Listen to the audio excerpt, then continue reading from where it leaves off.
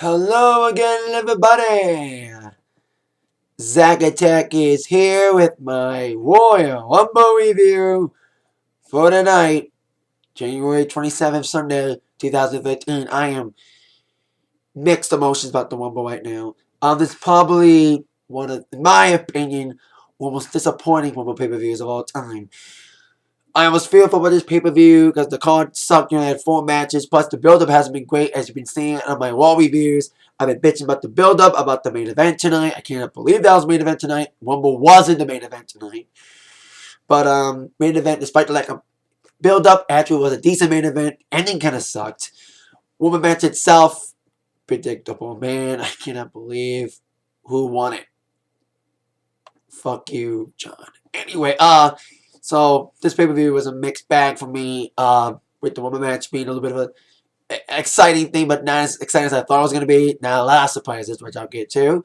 There was only one big surprise, that was it. So I give this pay-per-view a 6.0 out of 10. I was so debating about how should I rate this pay-per-view because my emotions are running high. It's about the result of the pay-per-view. I was saying it's probably one of the weakest Rumble cards ever. They're trying to hype it up big time, but the hype didn't pan out. As my boys Public Enemy would say, don't believe the hype. And of course, this sets up the world of WrestleMania, and the world's going to be a long and boring world as we, of course, have a rematch at Mania, which I'll get to in a moment. Now, before we get to the bad of the night, let's get on with the beginning, which was the YouTube show, pre-show matchup for the United States Championship. The Miz taking on Antonio CESARO, kicking us off on YouTube. It was a decent matchup. Like, all pre-show matches are kind of throwaway matches, but this actually was a decent one. Miz tried winning from the quick go, trying to get a quick victory. But, of course, CESARO came fighting back, using his strength and power to overpower the Miz, dominating with his power moves. And then Miz tried to make the comeback, tried to make all his fancy moves. But a move off the top rope that Miz was trying to do failed him as he kind of botched the landing. Storyline fake or not, as he botched the landing on a possible move off the top by botching his knee a little bit.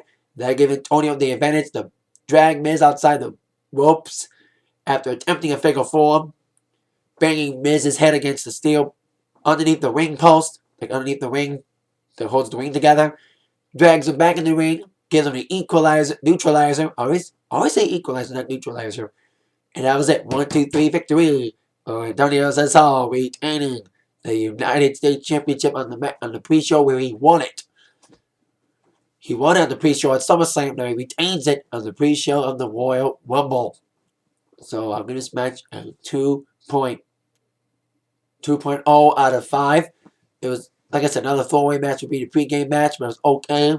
Decent match to open up the pregame, and there we go with that. And before we get on to the main card, the only good thing about this Rumble card, no Divas match. But that ain't saying much. We kick off with the last man standing match for the World Heavyweight Championship. This is the second Royal Rumble in a row that the World title has kicked off the Royal Rumble. Last year, the triple threat steel cage match between Mark Henry, Daniel Bryan, and ironically Big Show kicked off the pay-per-view last year. And this year, Big Show once again kicks off the pay-per-view in a world title match, this time in a last man standing match against the new world champion, Alberto Del Rio. Big Show came out first, Alberto came out with Ricardo. Before that, they bumped into Bret Hart backstage. And Bret Hart gave Ricardo the shades. That was kind of cool to see Bret there, but anyway. This match being the first match of the pay-per-view, actually was pretty good for a last man standing match on PG. You know, they did the best they can. It was kind of exciting. You know, they had a great, decent spots in this match. My favorite spot has to be when they were like near the entrance ramp, and Big Show climbed the lighting rig, like one of the lighting wigs, and he choke slammed Alberto from the top of that lighting rig to the table. That was probably my favorite spot in this matchup. And Alberto came flying in from the get-go, nailing him with a chair. It'll be 2 chairs involved in this matchup. And another thing I need to note, Big Show had a Band-Aid on his arm, probably cut himself from a previous match or something. The Band-Aid kept flying out. So you saw the Band-Aid fly out midway towards the match. So that was kind of weird to see that. They didn't put back on the Band-Aid, or at least take the whole Band-Aid off. It just stuck in his arm for most of the match after coming off the scab that was there. Anyway, Big Show was dominant most of the matchup, like I said, with that big move on Alberto, chunk slamming him from the Lightning Leg. And Big Show was indeed ready to reclaim the World Heavyweight Championship. But deja vu happened as Big Show grabbed the steel steps. Of course, what led to him losing the world title to begin with in the last man standing match. Big Show was ready to nail Alberto. This is the end of the match. Was ready to nail Alberto with the steel steps. Alberto blocked it. And then Alberto decided to put Big Show's arm on the steel steps and nail it with a steel chair. So double steel on Big Show's arm. And with the arm weakened, Big Show got dragged into the ring by Alberto after Big Show punched Ricardo. Alberto dragged him back in, put him in the cross arm breaker. While that was going on, Alberto's guy, Ricardo, got duct tape, tied Big Show's feet together while Ricardo's buddy Alberto had the cross arm breaker on the Big Show. So with Big Show unable to get back up due to tied legs, duct tape, and it's not the first time I've seen duct tape used in a last man standing match. Of course, Cena used duct tape to beat. Did he beat Orton or Batista in a duct tape? I was confused by what last man standing match Cena used duct tape on to prevent either Batista or Randy Orton from standing up. But anyway, with his feet tied in the duct tape and unable to get up because of his weakened arm, Big Show was unable to get the count of 10, and Alberto Del Rio retained the World Heavyweight Championship. So this match at 2.5, probably the third best match of the night for me. It was kind of exciting. For being a last man standing match, DVPG, we saw some good rapping uses and some decent spots here and there, but it was a Big Show match, so it was actually an okay match for being a Big Show match, because I bitch about Big Show and his lack of ability these days. But Big Show did okay in this matchup, but in the end, with the help from steel steps, Alberto Del Rio's personal ring announcer Ricardo, and duct tape, Alberto Del Rio retains the World Heavyweight Championship, like I said, 2.5 for the World Heavyweight title match. Alberto retains. And no cash in from Dolph Ziggler, who revealed he'll be number 1.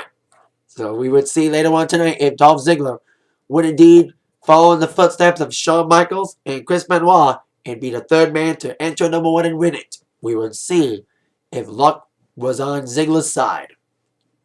Now on with our second matchup of the night, which was for the WWE Tag Team Championship. It was Team Hell No defending the titles against Team World Scholars. I really felt that tonight was the night that Team World Scholars, they've had many opportunities for the tag titles. They've been kind of groomed for the titles. I really thought that tonight Team World Scholars was going to get the win and finally get the tag titles, but unfortunately that wasn't to be, despite a fighting effort from those guys. Team Hell No indeed dominated from the get-go. Ken Daniel Bryan's teamwork after graduating from anger management class this past Monday and Raw had some great teamwork going in, but of course, the teamwork of two great men, of course, being Damien Sandow and Cody Rhodes, ended up getting the advantage midway towards the matchup. When indeed Daniel Bryan came flying back as Daniel Bryan put Damien Sandow in the no-lock to get the victory and to retain the WWE Tag Team Championships. It was an okay matchup from what I saw in the match. I kind of missed a little bit of it. But anyway, it was a decent, okay tag team matchup. But indeed, typical tag team fail, but it was okay matchup. So there you go. 2.0 for that match. As of course, Team Hell No retain the Tag Team Championships against World Scholars. I hate to admit this. I think World Scholars should get another shot and get the titles. Finally, it's time for someone else to get a shot. Part-time players should get another shot, or at least Team Hell No to lose the titles. So, it's just sad that World Scholars being groomed for the titles and they give them opportunity, yet they don't win the titles. Team World Scholars. Will they ever win the titles? So, there you go. There's the tag team title match. Now, I thought there was going to be an additional match because we only had 4 matches in there. I thought there'd be an additional match, like an unfortunate Divas match. But like I mentioned, there was no Divas match. There was no bonus match. It was straight to the Rumble. Apparently, Rock's ego. I bet you when Rock signed the deal to be at the Rumble, I bet you put in fine print on the contract, Rock must main event Royal Rumble. He must be the last match. I bet you Punk said that too, because Punk's Punk did not main event Royal Rumble last year. He took on Ziggler in a great matchup last year. But now Punk and Rock get their wish, and they all going to be the main event. So now here we go, co-main event, the Royal Rumble match itself. And my thoughts on this Rumble match, slightly disappointed. I thought there'd be more surprises, and I hated the winner. The only big surprise was Chris Jericho. I read rumors about a lot of people showing up, and bad news is most of the rumored people like Shelton Benjamin, Carlito, Hurricane Chris Masters, and unfortunately for me, rumored name Christian did not come back, to my dismay. But indeed, Jericho came back at number 2. That was like the only big surprise of the night. And then Jericho lasted a long time. Because Ziggler was number 1. Number 3 was Cody Rhodes. 4 was Kofi Kingston. 5 was Santino Marella. 6 was Drew McIntyre. 7 was Titus O'Neil. I'll go through the entrant numbers and then I'll talk about the process of elimination. So Titus O'Neil was 7. 8 was Goldust. 9 was David Otunga, because Goldust was one of the other big surprises besides Chris Jericho. 10 was Heath Slater. 11 was Sheamus. 12 was Tenzai. 13 was Brodus Clay. 14 was Rey Mysterio returning tonight. 15 was Darren Young. 16 was Bo Dallas from NXT, who had an impressive elimination tonight. Godfather was 17. I liked him, even though he was only out for like a second. Ray Bear was 18. John Cena was 19. 20 was Damien. 21 was Daniel Bryan. 22 was Antonio Cesaro. 23 was Khali.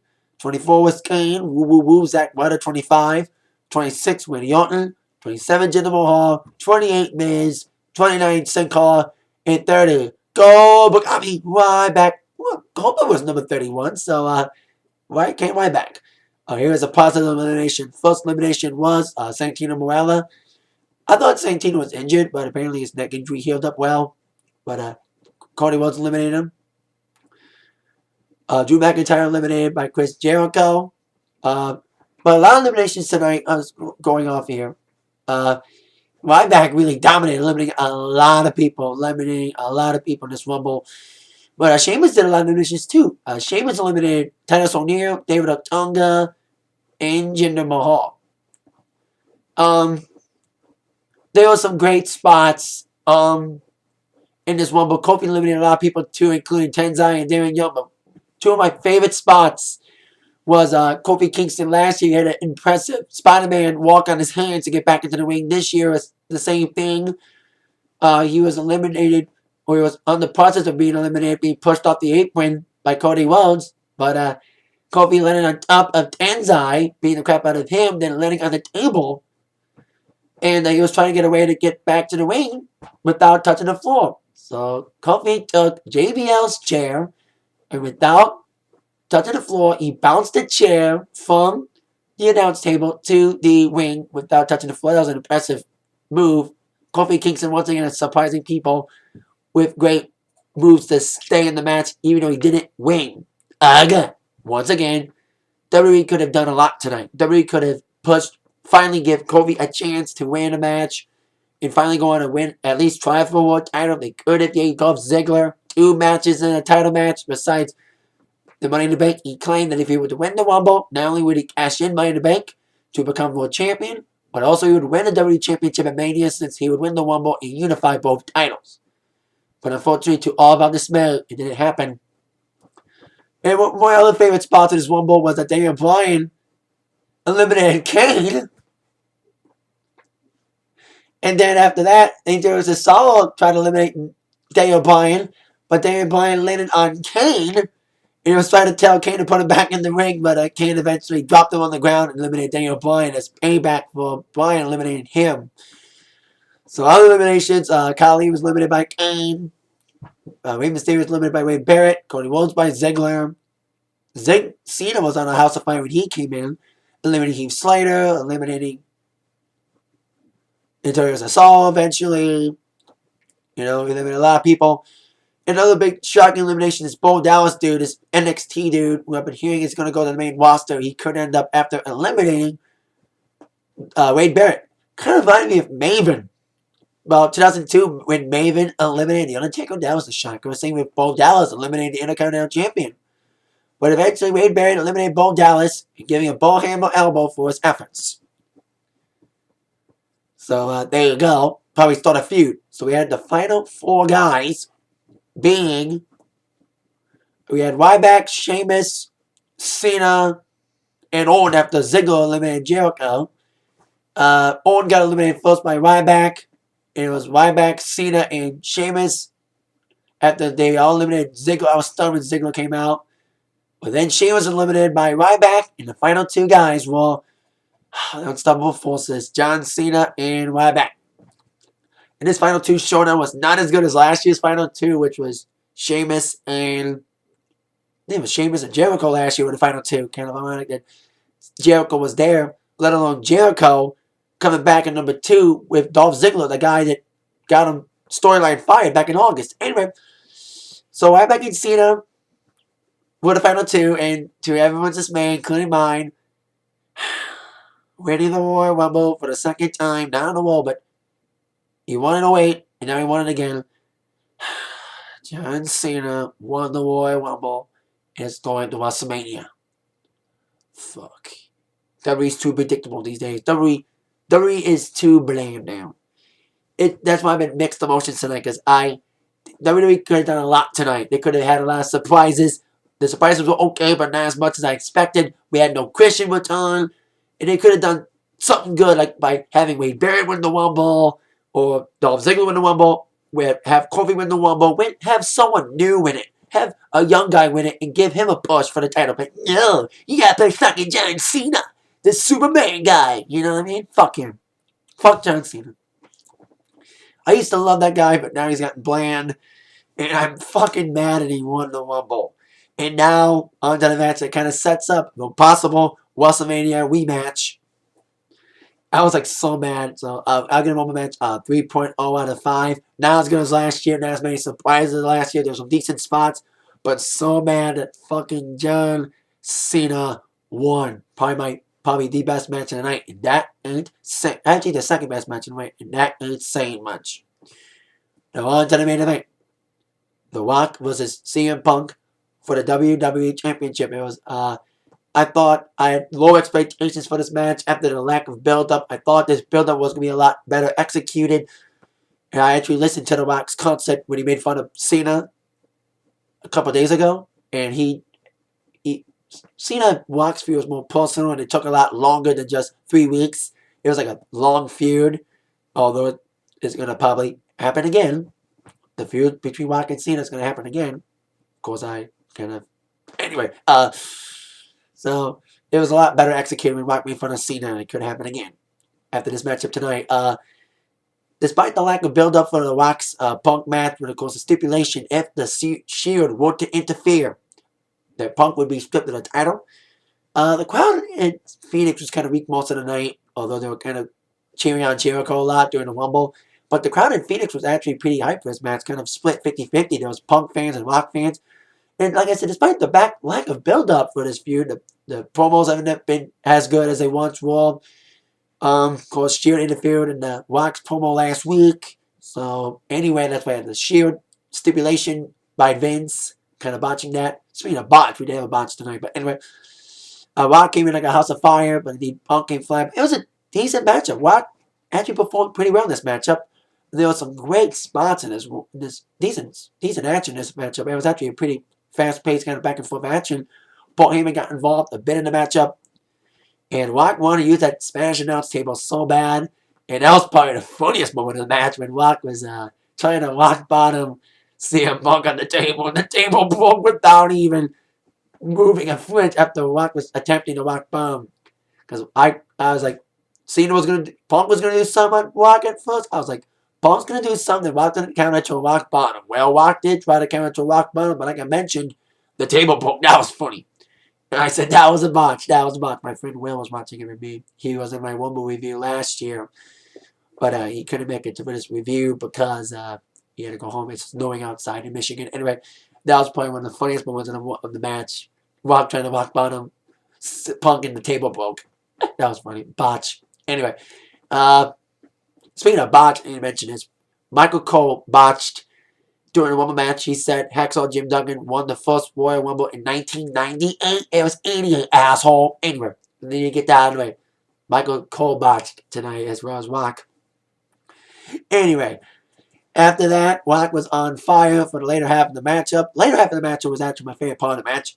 Great counters after counter. Kind of reminded me of Cena versus Punk. The beginning was slow. Then like the second half, counter after counter, near fall after near fall, but not as exciting as that. But still, great counters from Rock.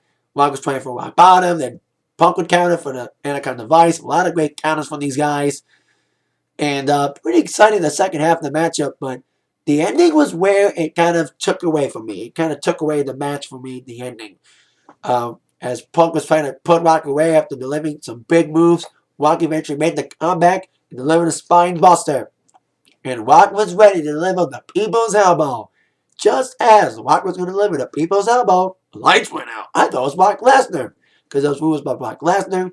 But once again, typical WWE, not wanting to add any surprises, want to do the same old shit. Well, Shield came out, but the lights were out. They probably purposely left the lights out because if the referee saw the Shield would have to make CM Punk be stripped of the title. So the lights went out as Rock was delivering People's Elbow. Shield did come out, but the lights were still out. But Cole and King and JBL saw the Shield come out despite the lights being out and delivered a triple powerbomb on the Rock on the announce table. The lights were getting back on. Rock was laid out on the table. Punk was still down laying. And of course, referee did not see anything, so he couldn't disqualify Punk because he didn't see the Shield, despite everyone yelling. But indeed, after that attack from the Shield, despite referee not seeing it, Punk dragged Rock back into the ring, gave Rock the GTS, and a 1-2-3 victory, and it seemed that CM Punk was going to possibly swerve the possible Rock-Cena rematch that everyone was fearing after spoilers came out about the promotional material for the Rumble pay-per-view said Rock and Cena for Mania. It felt that Cena and Rock 2 wasn't going to happen, that Punk had retained the WWE Championship. But just as that happened, like I said, this is why the match took away from me, the ending. McMahon came out and said, we're going to strip you, Punk, despite the fact that we didn't see the Shield. We know the Shield did come out. And of course, I did say if the Shield did come out, whether we saw it or not, at least we knew about it because they did indeed attack, we would strip you of the title. So as Vince was ready to strip the Punk out of the title, Rock did what he did at WrestleMania 27, begging for the match to restart. Because of course, it was kind of a similar ending like at WrestleMania 27 with Miz and Cena. Miz won by a countout, but Rock had to restart the match. That's when Rock, of course, screwed Cena out of the match. And, of course, started their feud after Miz beat Cena after help from Rock. So that's what happened. Rock won the match restart, and that's what happened. The match restarted, and Punk got all over Rock, and he delivered the big knee on the corner, and he was ready to deliver the elbow, which he did. But then, of course, Rock came back, delivered the spine buster, and second time's a charm. He got the people's elbow for the second time. 1, 2, 3. 434 days of misery, as Rock would say, is over. As Rock did win the WWE Championship. I'm mixed on this. On one hand, I'm happy. I've said this in my Raw review on Monday. I said I'm sick and tired of Punk being champion. I love Punk and all, but his stick as champion was getting a little bit old to me. Of course, in this day and age, people want things to be moving. You can't have things going for a long time. You can't have like a 4-year champion now, let alone over a year champion, because people want things to move fast. Here today, gone tomorrow thing. So that's why I was kind of bored with Punk's title reign.